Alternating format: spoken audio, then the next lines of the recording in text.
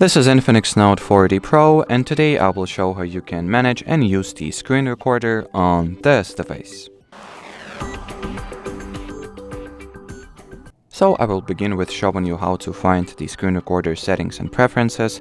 So launch the General Settings app, here enter the System category, and then open the screen recorder. Here you can find the options and properties, such as whether you would like to record the device sound, the sound from a phone's microphone. You can select the preferred video recording resolution between SD, HD, and Full HD. You can show or hide taps, screen taps, and enable the automatic Do Not Disturb mode enrollment once the screen recording is underway. You can also access the settings by opening your control panel, finding the screen recorder shortcut and holding it.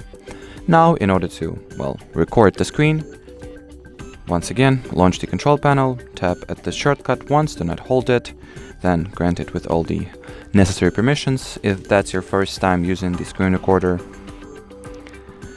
Here we have this little mini toolbar. In order to start a screen recording, just tap at this Rec button.